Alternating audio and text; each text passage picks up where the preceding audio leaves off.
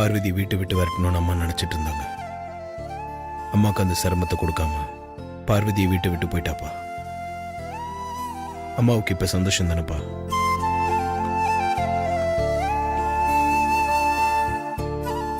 உன்னுடைய வேதனையை என்னால புரிஞ்சுக்க முடியுதாதே.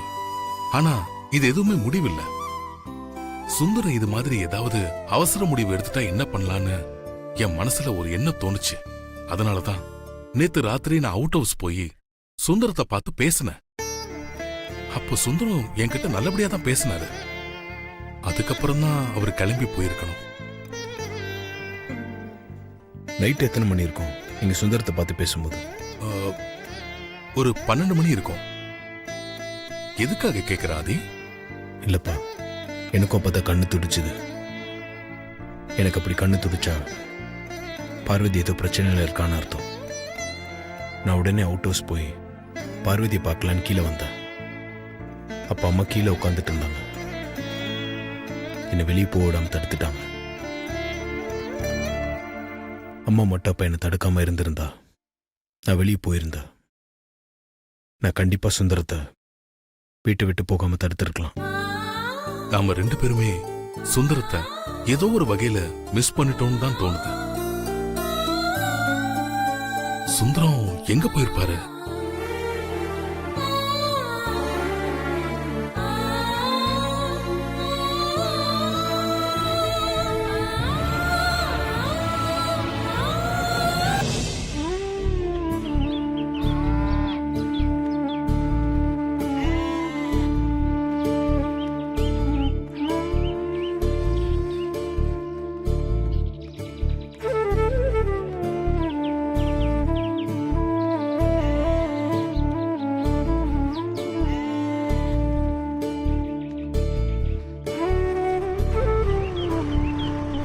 சுந்தரம் இப்பதான் ஊர்ல இருந்து வரையா?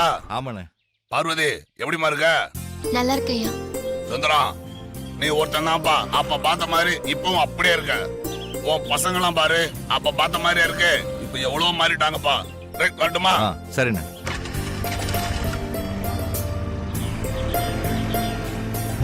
மாறித்தான் போயிட்டா. அதனால தானே நான் கடவுளா நினைச்சுக்கிட்டு இருந்த அகிலாம கிட்டையும் ஐயா கிட்டையும் சொல்லிக்காம வீட்டை விட்டே ஓடி வந்துட்டோம். எல்லாம் இவளால வந்தது.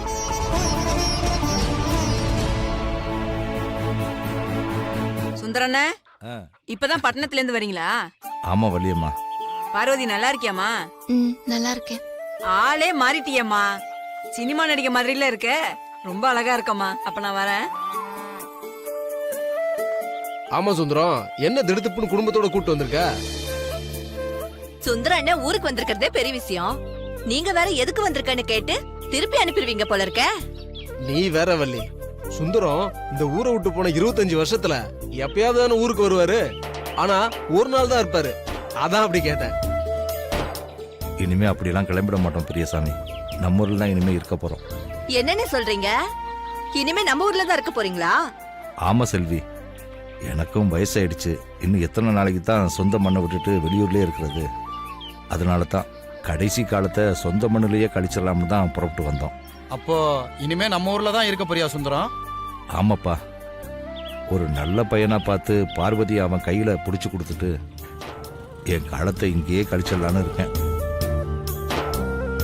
சரி சுந்தரம், நாங்க டவுன் வரைக்கும் போயிட்டு வரோம். சரி சுந்தரம், நீ எவ்வளவு நேரம் தான் தெருவில் நிப்ப? வீட்டுக்கு போ, அப்புறம் வந்து பாக்குறேன். சரி போயிட்டு வாங்க பார்க்கலாம். வாமா.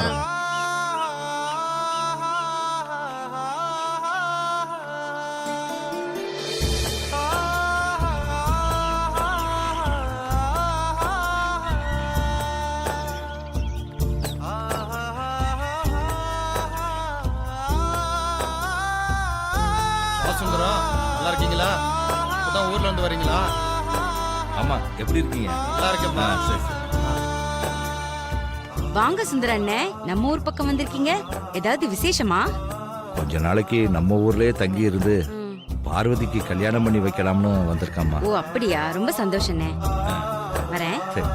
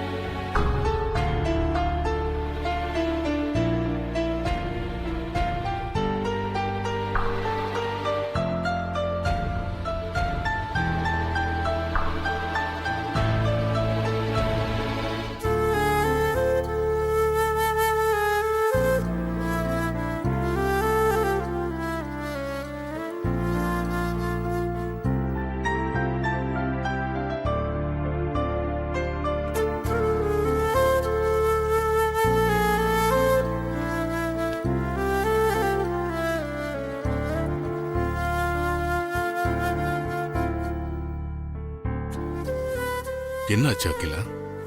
ஏன் இப்படி ரெஸ்ட்லெஸ்ஸா இருக்க? சுந்தரம் இப்படி செய்வாருன்னு நான் கொஞ்சம் கூட எதிர்பார்க்கலங்க. என்கிட்ட கூட ஒரு வார்த்தை சொல்லாம அவர் வீட்டை விட்டு போனது மனசுக்கு கொஞ்சம் நெருடலா இருக்கு. நல்லவனுக்கு அழகு சொல்லிக்காம போறதுன்னு சொல்லுவாங்க. அதனாலதான் சுந்தரம் நம்ம கிட்ட சொல்லிக்காமே போயிட்டார் போல இருக்கு. சுந்தரம் மாதிரி ஒரு நம்பிக்கையான விசுவாசமான வேலைக்காரன் இப்படி சொல்லிக்காம வீட்டை விட்டு போனது மனசுக்கு கஷ்டமா தான் இருக்கு. ஆனா அத பத்தி இப்ப யோசிச்சு என்ன பிரயோஜனம்? பரம்பரை செயின் விஷயத்துல நீ கடுமையா நடந்துகிட்டது சுந்தர மனச ரொம்ப காயப்படுத்திருக்கும்னு நினைக்கிறேன். அதனாலதான் சுந்தரம் இப்படி ஒரு முடிவு எடுத்திருக்காரு. என்ன சொல்ல வரீங்க? ஆ? நான் தப்பு பண்ணிட்டேன்னு சொல்ல வரீங்களா? நான் அந்த அர்த்தத்துல சொல்லல அகிலா. பின்ன செயின் விஷயத்துல நீ கொஞ்சம் பொறுமையா நடந்திருக்கலாம். என்ன பேசுறீங்க நீங்க? பரம்பரையா இந்த குடும்பத்து முன்னோர்கள் போட்டுட்டு இருந்த செயின் அது. அத காணோம்னு சொல்லும் போது எப்படிங்க பொறுமையா இருக்கிறது? சரி, செயின் விஷயத்துல நான் தான் பொறுமையா நடந்துக்கல, அவசரப்பட்டு கடுமையாவே நடந்துக்கிட்டேனே வெச்சுக்கோங்க. ஆதிதான் சுந்தரம் மேல எந்த தப்பும் இல்லைன்னு ப்ரூவ் பண்ணிட்டான்ல. நானே நடந்ததுக்கு அவங்க கிட்ட வருத்தம் தெரிவிச்சிட்டேன்ல. அப்புறம் எதுக்காக சுந்தரம் இப்படி பண்ணணும்? சரி, நடந்து முடிஞ்சத பத்தி பேசி என்ன பிரயோஜனம்? நீ செஞ்சது சரிங்கிற போது உன் மனசுக்கு எதுக்கு நெருடலா இருக்கணும்? பார்வதியை வீட்டு விட்டு அனுப்ப நீ சந்தர்ப்பத்துக்காக காத்துக்கிட்டு இருந்த. ஆனா உனக்கு அந்த சிரமத்தை கொடுக்காம அவங்களே தானா வீட்டு விட்டு போயிட்டாங்க. இப்போ உனக்கு சந்தோஷம் தானே?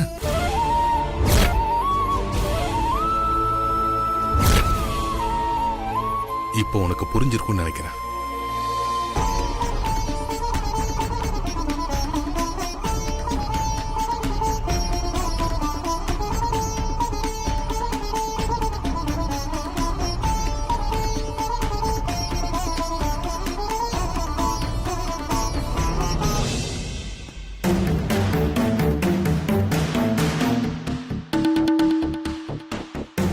ப்ரோ எங்க போயிட்டாரு? ஒருவேளை ரெஸ்ட் ரூம் போயிருக்காரா? ப்ரோ, ரெஸ்ட் ரூம் டோரும் ஓப்பன் ஆயிருக்கு, இங்கே இல்லையே. வேற எங்க போயிருப்பாரு? ஒருவேளை கார்டன் பக்கம் போயிருப்பாரா? சரி, போய் பார்ப்போம்.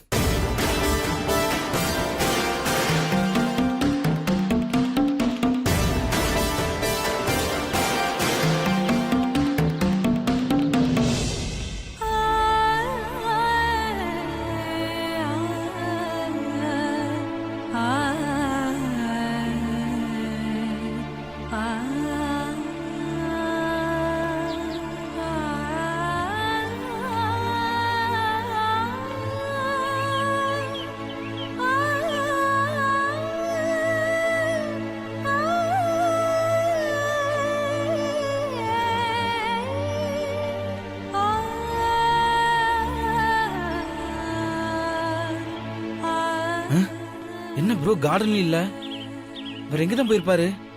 ஒருவேளை அவுட் ஹவுஸ் பக்கம் போயிருப்பாரா?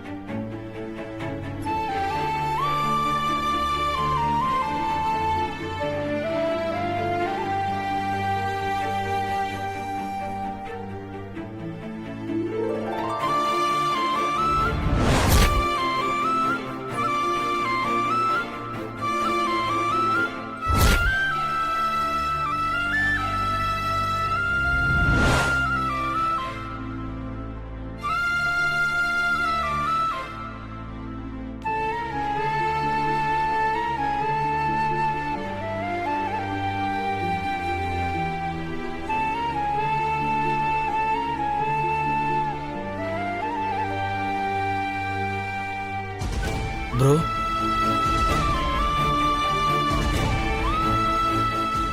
என்ன ப்ரோ இங்க வந்து இப்படி உட்காந்துக்கிட்டு இருக்க? உன்னை இப்படி பார்க்கிறதுக்கு மனசுக்கு ரொம்ப கஷ்டமா இருக்குது ப்ரோ. எந்திரி ப்ரோ நீ. பாத்தியா, வீட்டை விட்டு போகும்போது கூட ஒன்று சேருவோமா மாட்டோமான்னு வட்டம் போட்டு பார்த்துருக்கா. ஆனால் வீட்டை விட்டு போகிறத மட்டும் என்கிட்ட சொல்லாமல் மறைச்சிட்டாடா. ப்ரோ, இது நிச்சயமா பார்வதியன் எடுத்திருக்கிற முடிவா இருந்திருக்காது ப்ரோ. சுந்தரம் எடுத்த முடிவா தான் இருந்திருக்கும். சுந்தரத்தோட இந்த முடிவை வெளியே சொல்லக்கூடாதுன்னு அவர் அண்ணிக்கிட்ட சொல்லியிருக்கலாம். அதனால தான் அண்ணி இந்த விஷயத்த உங்ககிட்ட சொல்லாம மறைச்சிருக்கிறாங்கன்னு நினைக்கிறேன். என்னை பற்றி கொஞ்சம் கூட யோசிச்சு பார்க்காம அவங்க அப்பா சொன்னதை கேட்டு என்னை விட்டு போகிறதுக்கு அவளுக்கு எப்படி மனசு வந்துச்சுன்னு தெரியல.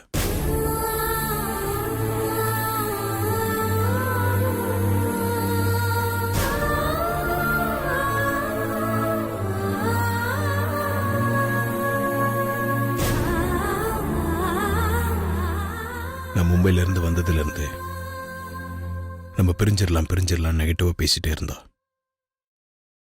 அப்படியெல்லாம் பேசாத, பாசிட்டிவாக இருன்னு சொன்னேன். அதான் என்கிட்ட சொல்லாமல் போயிட்டான்னு நினைக்கிறேன்.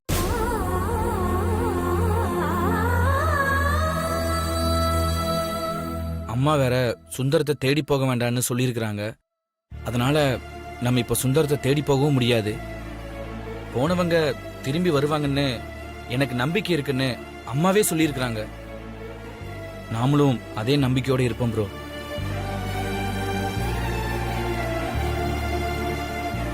ப்ரோ, உன்ன மாதிரி தானே இப்போ அண்ணியும் உன்னை நினைச்சுக்கிட்டு இருப்பாங்க.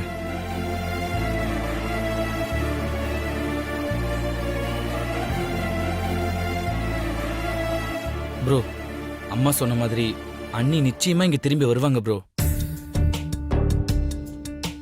வா ப்ரோ போலாம்.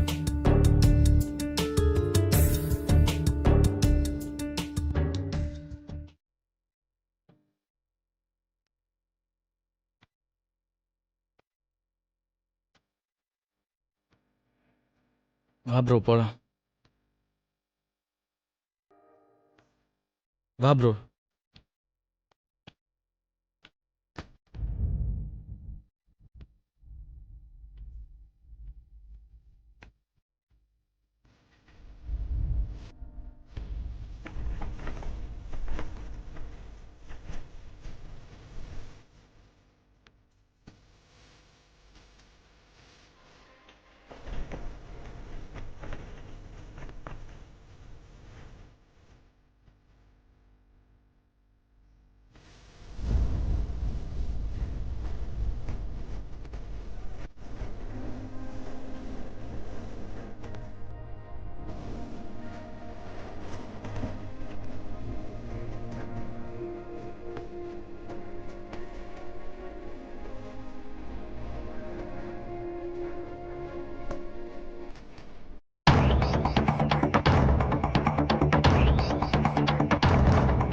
பார்வதி,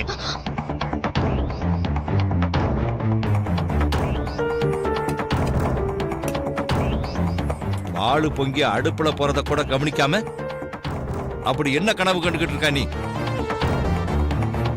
எரியிற அடுப்பை ஆஃப் பண்ணிட்டு பொங்குன பாலை இறக்கி வச்ச மாதிரி உன் மனசுக்குள்ள இருக்கிற பழைய நினைப்பையெல்லாம் ஆஃப் பண்ணிட்டு உன் கனவையெல்லாம் இறக்கி வச்சுட்டு யதார்த்தத்துக்கு வா. நீ தகுதிக்கு மீறி ஆசைப்பட்டதுனாலதான் நான் என் மேல நம்பிக்கையும் விசுவாசமும் வச்சிருக்கிற குடும்பத்தில இருந்து சொல்லிக்காம திருட்டுத்தனமா வீட்டை விட்டு வெளியே வர வேண்டியதா போச்சு. இதுக்கப்புறமும் நீ உன்னை மாத்திக்காம பழைய நினப்பிலேயே இருந்த உன்னை தொலைச்சு தளமுழுகவும் தயங்க மாட்டேன். ஜாக்கிரதை.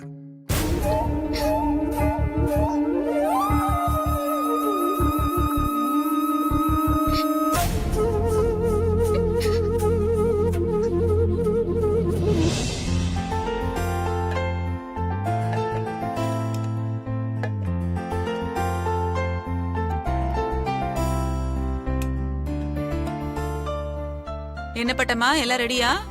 ரெடி ஆயிடுச்சுமா, நீங்க உட்காருங்க.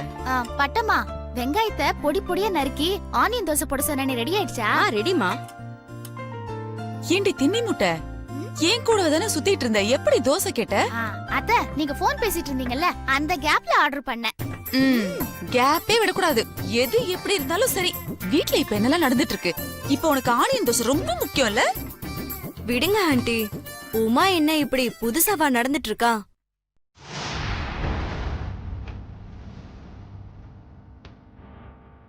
ஆண்டி, அகிலா வராங்க.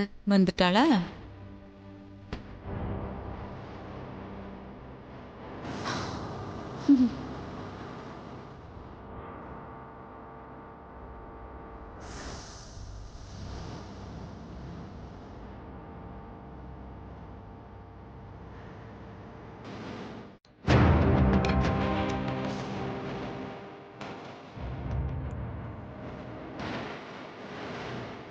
ஐஸ்வர்யா, ஆண்டி, அருண் எங்க? ஆதி ரூம்ல தான் ஆண்டி இருக்காரு.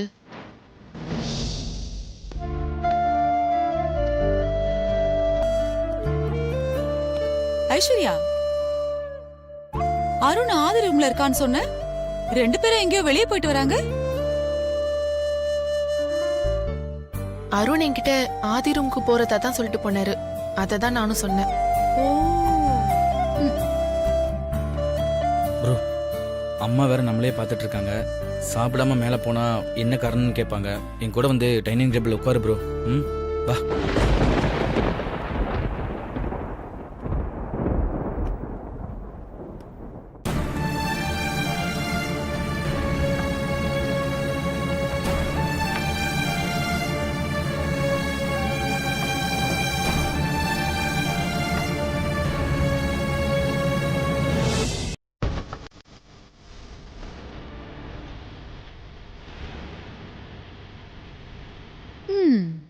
காவிய காதலி வீட்டை விட்டு போனதை நினைச்சு காவிய காதலன் உருகிக்கிட்டு இருக்காரு.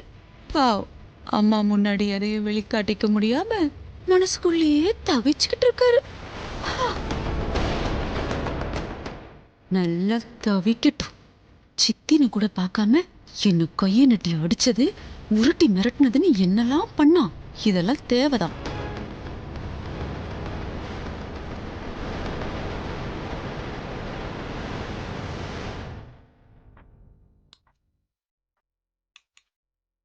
போதும் பார்வதி.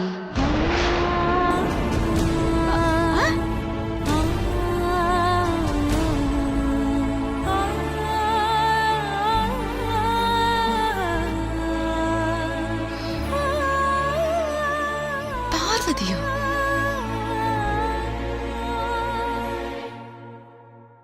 என்ன என்ன எல்லாரும் அப்படி பாக்குறீங்க? ஏதோ பழக்க தோஷத்துல சொல்லிட்டேன். சாப்பிடுங்க.